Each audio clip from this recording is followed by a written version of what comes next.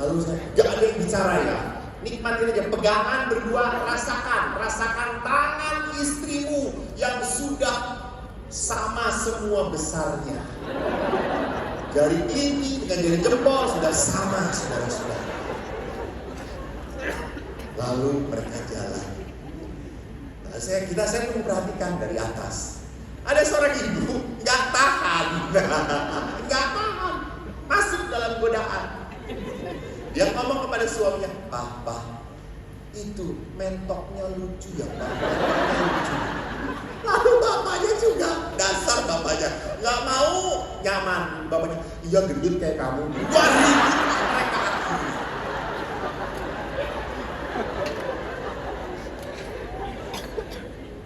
Saudaraku yang terkasih, lihat bahwa kita mudah banget setelah menikah menghantam, menghajar kata-kata kita lebih banyak, menyerang pasangan kita. Sampai saya pernah retret, ada oma, opa. Kita retret waktu itu retret Krisma. Oma opa ini udah lama dibaptis tapi lupa bahwa dia belum Krisma. Retretlah orang-orang Krisma, duduk depan karena budak. Lalu di saat saya memberi sesi, handphone omanya ini bunyi. Mungkin dia pegawai pedal pop gitu ya. Lalu kan ya sudah saya biarin. Si omanya itu kan gak denger karena budak tau. Si omanya, handphone. Kenapa? Bunyi. Lalu dia bilang, iya gitu. Dia tekan semuanya. Gak mati-mati si omanya udah ngomong, maci.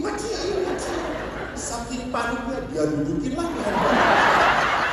Padahal handphone itu baru hadiah ulang tahun dia. Selesai sesi remuk tuh handphone. Lalu saya berkata, biarin aja saya bantuin matiinnya, nggak apa-apa. Malu. Dia tuh budak Romo. Saya suruh bergetar, jangan bunyi, geli dan siomanya.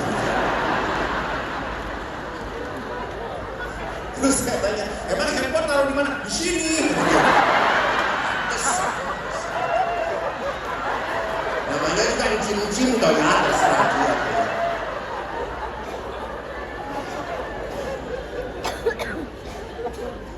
Yang berikutnya, permasalahan yang tidak kalah sulit dihadapi adalah masalah ekonomi. Bapak Ibu, ingat, pendidikan sekarang mahal atau murah? Mahal atau murah? Maka kalau Anda mau mencari pendidikan yang murah dan berkualitas, sangat ada. Sudah promosi saya.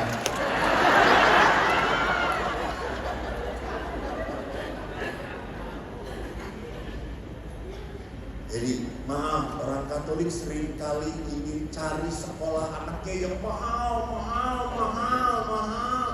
Apalagi luar negeri. Pulang ke Jogja tetap aja jaga toko.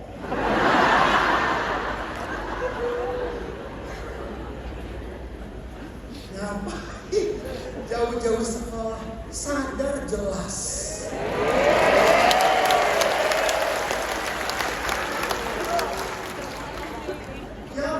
Kualitasnya ya, tetapi punya hati. Karena sulit mendidik anak sekarang masih punya hati. Gampang mendidik orang pinter, tapi mendidik orang punya kasih, berbelas kasihan, hidup benar itu tidak mudah. Maka kalau dididik di tempat yang seiman, terjaminlah. Sana kadarnya oke? Kalau Anda punya anak sudah kuliah semua, kuliahin suami Anda di sini. Di sini menerima barang rongsokan.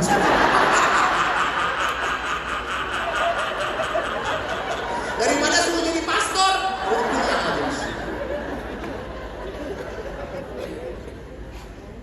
Jadi lihat bahwa sekarang pekerjaan begitu menuntut, bekerja keras. Saya kagum dengan salah satu anggota CFM. Bener, saya kagum. Si bapak ini punya istri bekerja keras. Dan dia mengatakan, Romo, keluarga saya, istri yang bekerja. Lalu bapak, saya kerja di dapur. Betul, dia masak lebih enak daripada istrinya. Pernah saya datang ke rumahnya dan istrinya masak, kami semua mepret.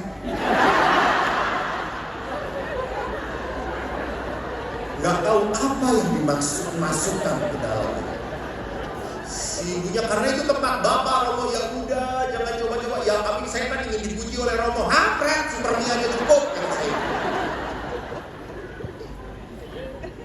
Bapak ini tidak malu bekerja di dapur. No, tidak ada tabu untuk dunia sekarang. Yang penting apa? Keluarga berjalan dengan baik. Bukan merasa tersinggung. Seringkali kan kalau udah suami istri bekerja dua-duanya, istri lebih salary-nya lebih besar, lalu suaminya di bawah istrinya, langsung minder. Karena suami minder, hati-hati, seringkali menunjukkan lewat apa? Kekerasan. Karena dia tidak terima. Hati-hati para ibu. Yang paling penting dalam hidup pria adalah apa? Hargai pekerjaan suami. Terima kasih. Itu tepuk tangannya besar di suami pasti. Lok. Hargai. Karena suami kalau pekerjaannya tidak dihargai, dia merasa apa? Hancur hidupnya, tidak ada gunanya.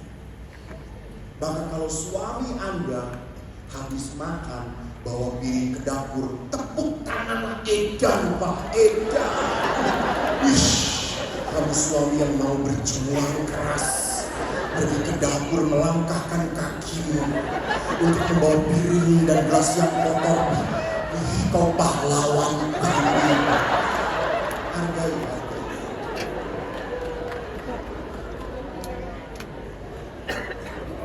Suami Anda tiba-tiba nyapu, langsung hargai. Papi, memang papi selalu banyak berkorban. Hargai. Jangan menghargai apa? Kegantengan mereka, gak ada gunanya. Suami gak akan pernah tergerak. Papi makin ganteng, alah. Tapi kalau bagi perempuan, bapak-bapak itu penting sekali. Jangan pernah macam-macam. Bagi perempuan cantik, beautiful is. Saya gara-gara memuji seorang ibu, cantik banget. 2 hari kemudian Cukyok datang soal. Babi panggang datang. Gara-gara, ibu cantik. Padahal saya salah melihat.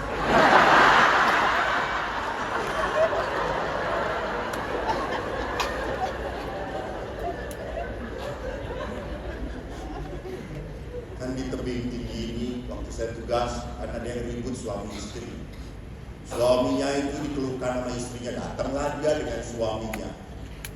Pastor, apa? Suami saya itu mabuk tiap hari pergi ke kedai, minum tuak terus dengan teman-temannya sampai pagi pastor. Mabuk terus dia kerjaannya. Tolong pastor nasihati supaya dia bertanggung jawab, jangan mabuk terus. Terus suaminya dengan istri saya ini pastor selalu pergi make up ke salon terus pakai itu apa bulu mata yang tidak jelas, bro, betul. Kadang-kadang matanya berkedip, bulunya masih di atas. Saya jadi bingung, bro.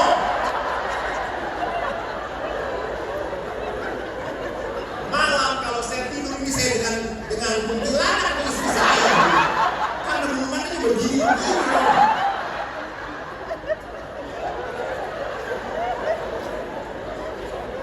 Ini pekerjaan 2 hari sekali pedikur, beres-beres selalu.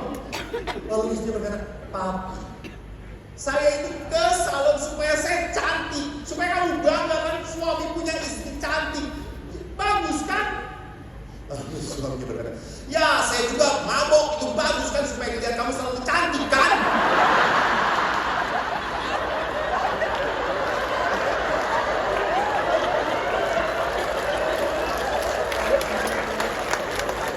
Ibu-ibu kalau punya suami cantik, punya suami tukang mabok, biasa.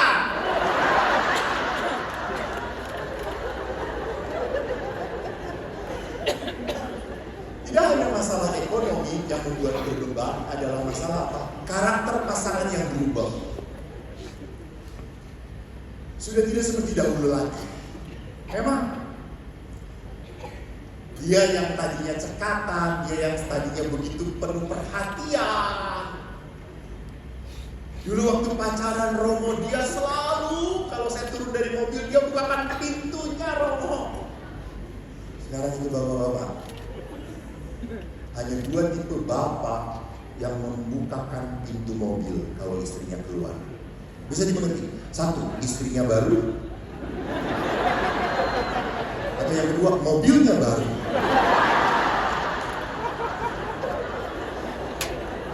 Ya Anda tahu kalau mobil baru, istri kan pengen juga suami,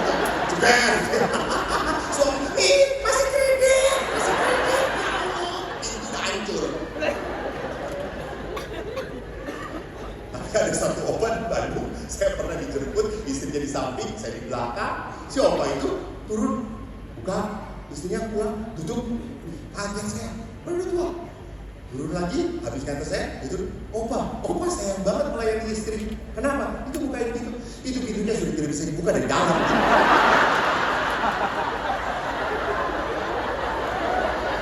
Jadi mau cari mobil yang seperti itu.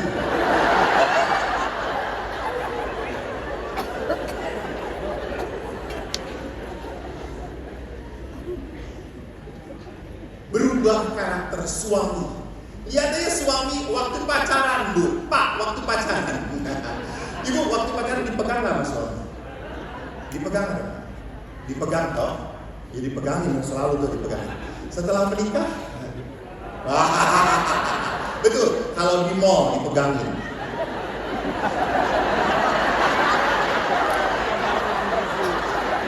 Saya yakin.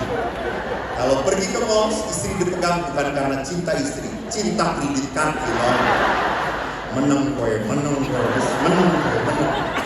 Kita mau ke sana nih, itu tujuan kita nih. Itu setan. Lurus ya Mia, lurus. Tapi istri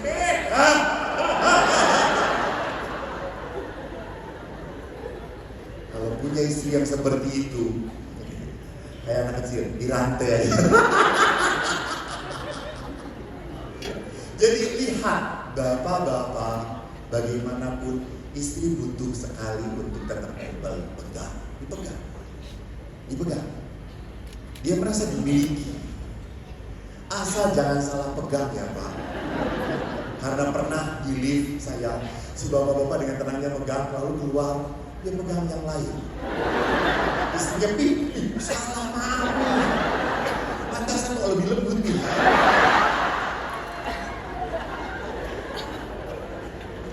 Itu tanda apa? Perempuan itu butuh tanda apa? Disayang.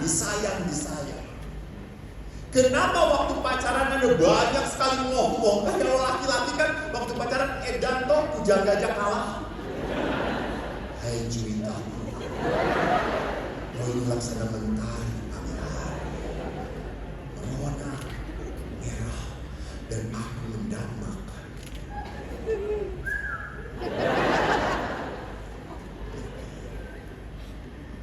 Setelah menikah, munculkah kata-kata pujangga itu?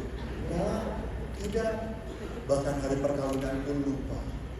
Tanggal perkawinan ditanya sama istrinya, Papi, ingat tanggal berapa ini? Jumat Kliwon nih.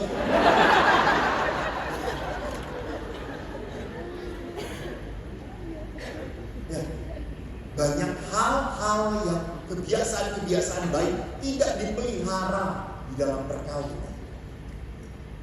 Dan yang lebih parah lagi kalau udah campur tangan berdua, itu susah. Seringkali mertua laki atau perempuan yang lebih kepo? Selalu saya tidak mau ngomong ya itu ya. Karena di YouTube saya selalu diserang. Bukan saya yang ngomong ini, selalu ikut campur tangan. Karena apa? Karena sudah tidak mampu melepaskan.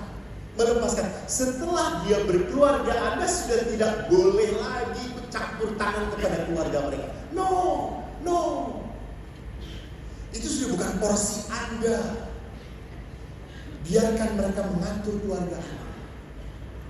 Kalau mereka mengeluh, ya doakan, kuatkan, pertahankan. Jangan, yo wes yo kuat bali wae. Buruk kok koyo ngono. Ya. Jadi kita bukan memberi nasihat supaya bertahan, tetapi kita memberi nasihat supaya menyerah, kalah. It's not right. Dan tantangan hidup di dalam hidup berkeluarga yang oleh Paulus dikatakan selalu seperti melihat perkawinan seperti melihat barang, pakai udah bosan tinggalin. Dan yang menyedihkan kembali sekarang adalah munculnya kekerasan dalam rumah tangga. Tidak hanya kekerasan verbal tetapi juga fisik. Ini yang paling menjadikan perkawinan terluka, tercabik-cabik. Sudah hidup berat, sudah banyak sekali tantangannya, banyak godaannya, tetapi dengan pasangan pun kita tidak bisa damai. Bapak Ibu yang terkasih, ingat, godaan setan itu sudah ada sejak zaman siapa? Adam dan Hawa. Setan itu muncul dalam sosok siapa? Ular. Maka suami istri bunuh ular, jangan bunuh pasanganmu. Hantam ularnya, hantam godaannya, bukan hantam istrimu, bukan hancurkan suami, bukan. Anda berdua harus menghantam godaan itu. Supaya apa? Supaya tidak jatuh. Makanya sekarang begini, saya tanya. Ibu-ibu, tolong saya jadi jawab ya. Kalau suami reuni, boleh enggak?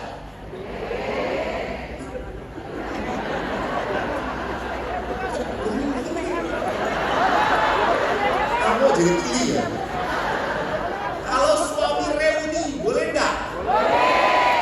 Boleh. Oke. Kalau di reuni itu suami ketemu mantannya,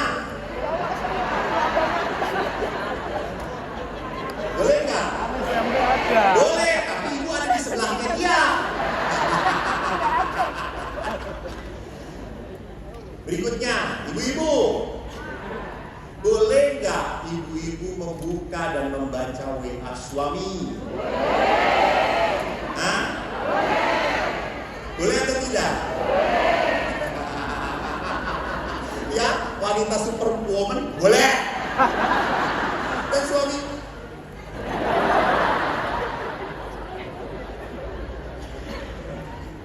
suami boleh nggak ibu ketemu lagi ngobrol dengan mantannya? Boleh nggak?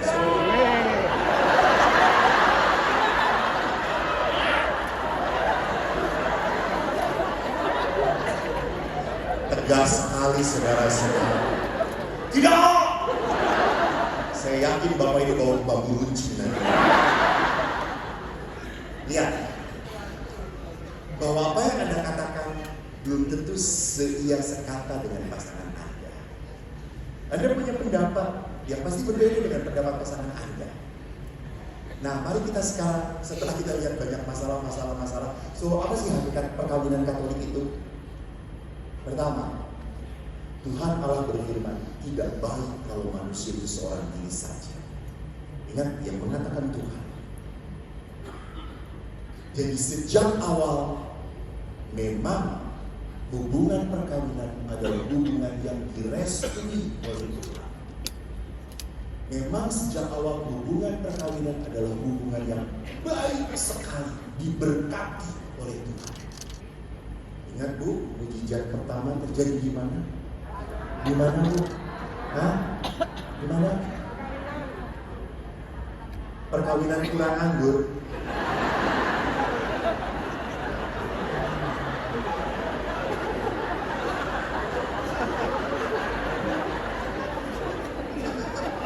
Sederhana saudara, perkawinan kurang anggur itu.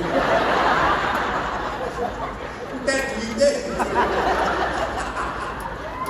Mujizat air dari anggur malah jadi kekurangan anggur gitu.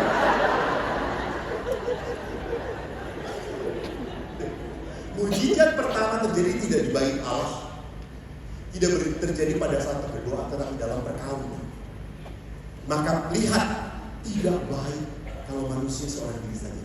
Aku akan menjadikan penolong yang setara. Ya, ini Tuhan. Maka Yesus mengatakan indah sekali. Dia seal, dia beri dia beri label, dia beri stabilo, dia kencangkan. Dikatakan apa? Apa yang telah dipersatukan Allah. Jadi perkawinan tidak hanya dikehendaki oleh Allah, tetapi perkawinan pun disediakan oleh Allah. Maka saya kalau ke pasangan suami istri, saya selalu ngomong kepada anak muda, tolong lebih baik nunggu pasangan yang sesuai dikehendaki Allah, suami yang baik, daripada harus membereskan calon suami yang sudah hancur. Sulit. Bersabarlah, berdoalah. Karena kalau di sini dikatakan apa?